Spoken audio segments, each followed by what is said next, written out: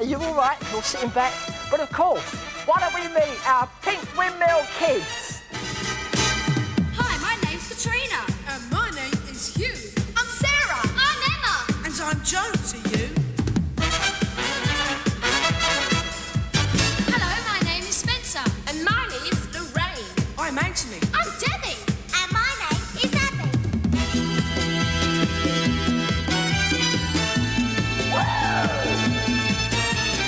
안녕하세요. 3학년 학생 여러분. 반갑습니다. 저는 여러분들의 역사 선생님 김효준입니다.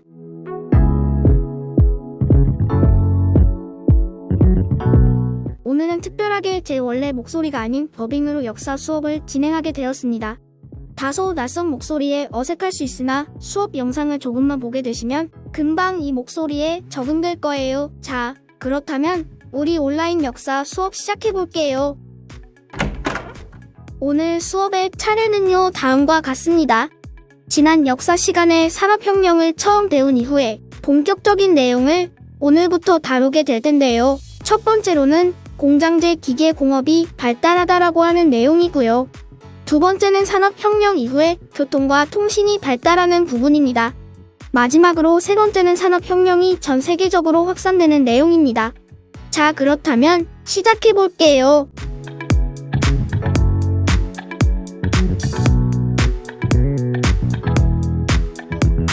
자, 그렇다면 먼저 영국에서 일어난 공장제 기계공업은 어떻게 발달하게 되는지 그 내용을 살펴보도록 할게요.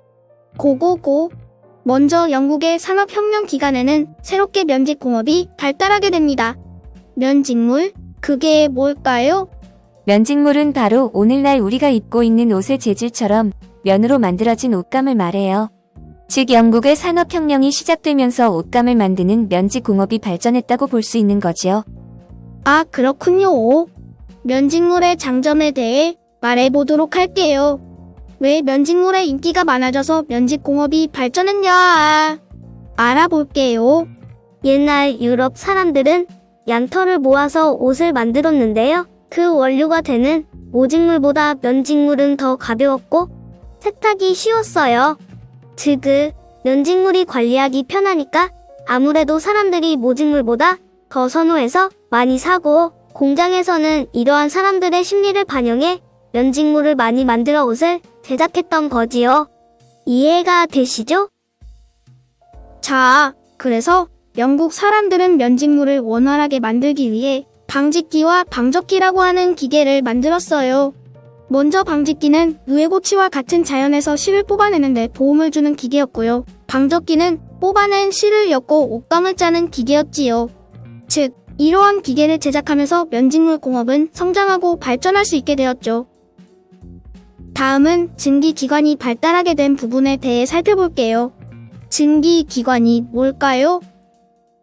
증기기관은 물을 끓이게 되면 나오는 수증기의 압력을 이용해 기계를 작동시키는 기관을 의미해요.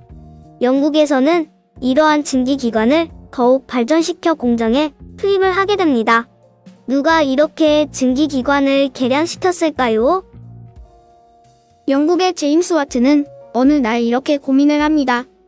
뭔가 기존에 있던 증기기관보다 더욱 효율적인 것을 내 손으로 개발하고 싶어. 그래서 고민을 거듭한 이후에 개량된 증기기관을 개발하게 됩니다. 즉, 수증기의 압력을 더욱 효율적으로 활용하여 기계를 원활하게 움직일 수 있게 만든 것이지요. 이렇게 업그레이드된 증기기관이 공장으로 투입되고 제품을 대량으로 만들 수 있게 된 것입니다. 이러한 개량된 증기기관의 보급으로 도시 근처에서는 대규모 공장지대를 세울 수 있게 되었고요. 원래는 물레방아처럼 물의 힘으로 기계를 움직이던 것에서 증기로 공장 기계를 돌리게 되고 결국 엄청나게 큰 공장지대를 세울 수 있는 원동력이 된 거예요. 증기기관, 정말 쩔지요? 대답하세요, 쩔지요? 하하하. 이러한 증기기관의 보급으로 인해 철을 생산하고 다듬는 제철 공업이 발전하게 되고요. 기계를 생산하는 기계 공업도 발전하게 된 겁니다. 오늘날 우리가 사는 이 시대에는 증기기관은 없어지게 되었지만 이 당시 1700년대 영국에서는 증기기관은 정말 획기적인 발명품이라고 볼 수 있는 거지요. 여러분들 잘 아시겠지요? 자, 이제는 산업혁명 시기의 교통과 통신의 발달에 대해 알아보도록 할 거예요.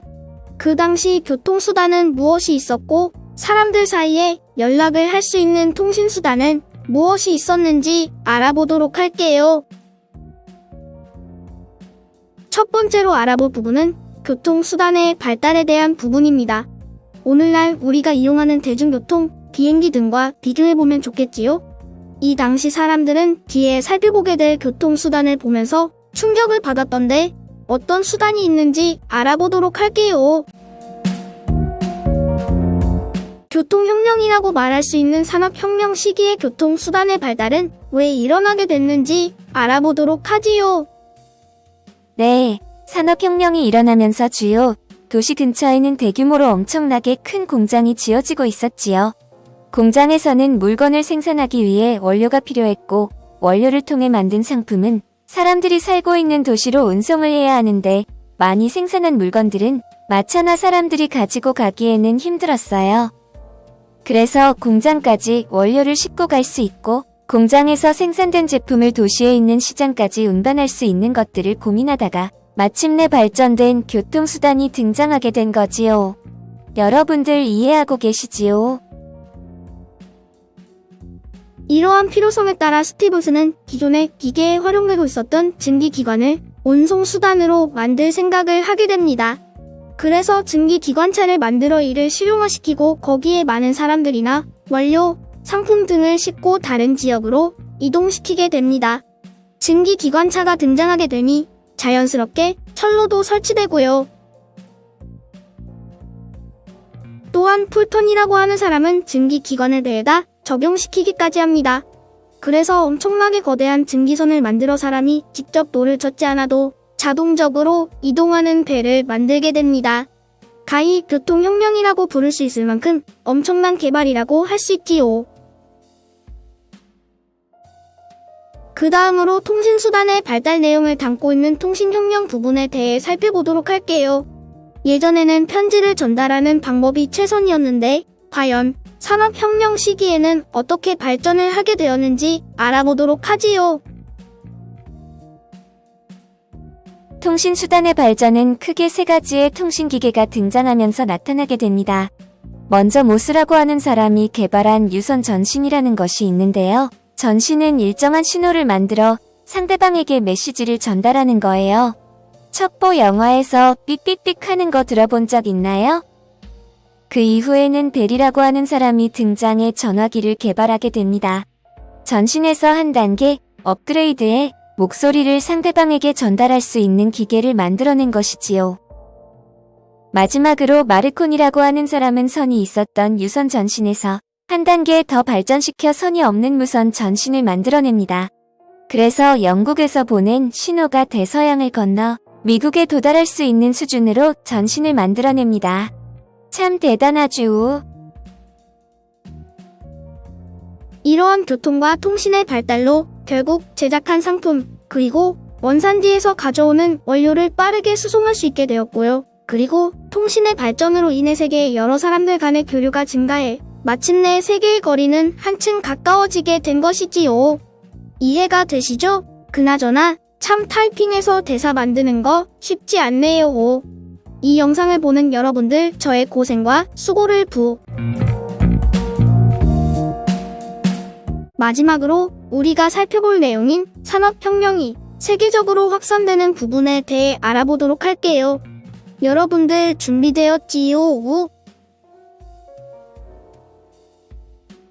먼저 우리가 지금까지 살펴보았던 영국은 산업혁명이 가장 먼저 시작된 나라입니다.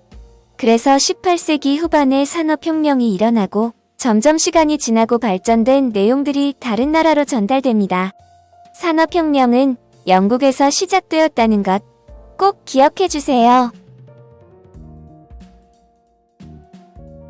다음으로 19세기 전반, 즉 1800년대 초반에는 영국 인근에 있던 벨기에와 프랑스가 산업혁명을 진행하게 됩니다. 그러면서 프랑스와 벨기에도 도시의 모습이 한껏 변화하게 되고요. 사람들의 생각도 달라지게 되지요. 19세기 중엽에는 아메리카 대륙에 있던 미국과 유럽에서는 독일이 산업혁명에 성공을 하게 됩니다. TMI이지만 독일은 이 시기 산업혁명에 성공해 특히 중공업이 발전하게 되고요. 이후에 1차, 2차 세계대전을 일으킬 수 있는 무기를 만드는데도 어느 정도 영향을 끼치게 되지요. 미국 같은 경우에는 산업혁명이 본격적으로 일어나기 전에 미국 안에서 농업을 강조하는 남부와 공업을 중시하는 북부가 서로 전쟁을 일으켰던 남북전쟁이 있었는데요. 북부가 승리하면서 공업이 발전하게 되고 그 이후로부터 미국은 엄청난 산업 발전을 이룩하게 됩니다. 하하하. 19세기 후반에는 아시아의 일본과 유럽에서는 러시아가 산업혁명에 성공하게 됩니다. 특히 일본은 산업혁명에 성공하며 이를 바탕으로 무기와 여러 교통, 통신수단을 발전시키며 조선을 침략하고 이에 따라 식민 지배를 하게 되었던 거지요. 러시아 또한 유럽의 발전에 뒤처지지 않기 위해 열심히 산업혁명을 하게 되고 국가적인 발전을 하게 됩니다. 앞서 각 시기별로 주요 국가에서의 산업혁명 시작 시기에 대해 살펴봤는데요. 이러한 산업혁명은 영국에서 시작되었지만 각지로 퍼져나가면서 여러 특징을 국가별로 갖게 됩니다. 그 내용에 대해 알아보도록 할게요. 네, 먼저 영국의 산업혁명 특징에 대해 살펴볼게요. 영국은 산업자본가라고 하는 돈이 대박 많은 사람들이 주도해서 산업혁명을 일으키게 됩니다. 즉 정부에서는 공장을 지을 수 있는 등의 돈을 빌려주고 어느 정도 상업적인 자유를 주면서 자본가들은 그러한 상황 속에서 자신들의 이익을 위해 공장을 세우고 물건을 생산하며 이익을 만들었던 것이지요. 반면에 일본, 러시아, 독일과 같은 경우에는 영국과 다르게 정부가 주도의 산업혁명을 달성하게 됩니다. 그래서 영국보다 정치적인 자유도는 조금 떨어지며 자본가가 마음대로 할 수 있는 부분이 조금 적긴 해요. 그래서 국가가 필요로 하는 공장을 건설하게 이에 따라 제품을 생산하게 된 것입니다.